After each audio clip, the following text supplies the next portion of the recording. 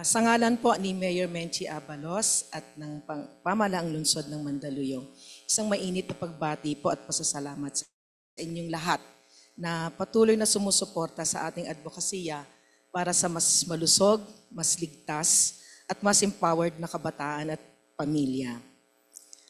Sa Mandaluyong po, mahalaga ang bawat datos at impormasyon bilang gabay sa paggawa ng makabuluhang desisyon, paghubog ng polisiya at pagtutok sa mga pinakakritikal na pangangailangan ng ating mamamayan. Sa nakalipas na mga taon, nakita nating makabuluhan ang pagbaba ng bilang ng adolescent pregnancies sa aming lungsod. Ito ay bunga ng mas pinatibay na family planning at adolescent sexual and reproductive health programs na isikanatuparan sa pamamagitan ng masinsinang koordinasyon ng aming mga barangay, paaralan, health centers at mga youth leaders.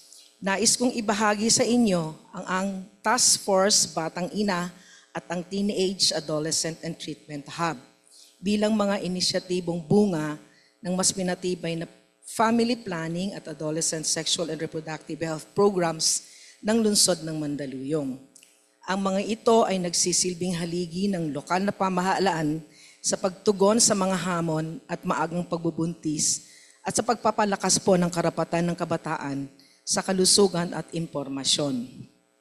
Ang Task Force Batang Ina po ay isa pong multi-sectoral approach na binubuo ng mga kinatawan mula sa health, social welfare, education, barangay at youth sectors. Ang layunin nitong magprotekta at gabayan at bigyan suporta ang mga batang ina sa pamamagitan ng case management, social interventions at reintegration programs. Ito ay nagbibigay ng access sa health services, counseling at livelihood training upang matulungan silang makabangon at makapagpatuloy sa edukasyon o kabuhayan.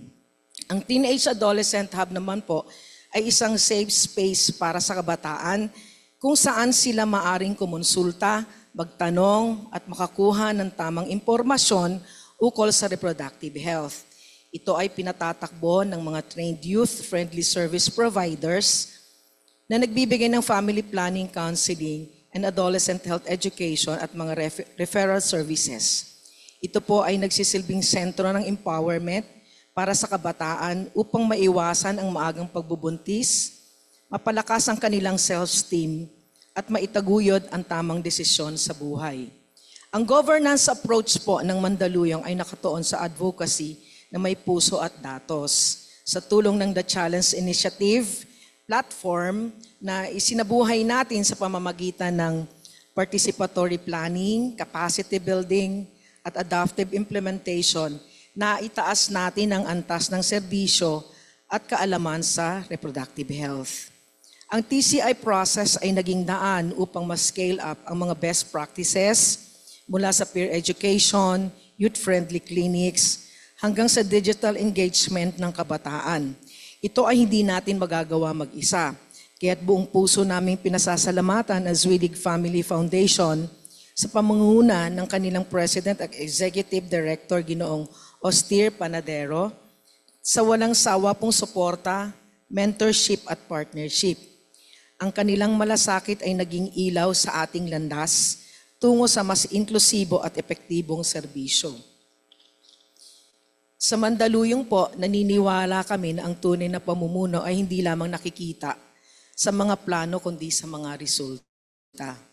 At sa tulong ng datos, malasakit at pagkakaisa, patuloy nating isusulong ang isang lungsod kung saang bawat kabataan ay may kakayahang mangarap, magdesisyon at mamuhay ng may dignidad. Isa pong karangalan ang maging kinatawan ng aming butihing Mayor Menchie Abalos. Maraming salamat po at sama-sama po tayo magpatuloy sa pagbibigay ng pag-asa at pagbabago, hindi lamang po sa salita, kundi sa gawa. Magandang hapon po sa inyong lahat.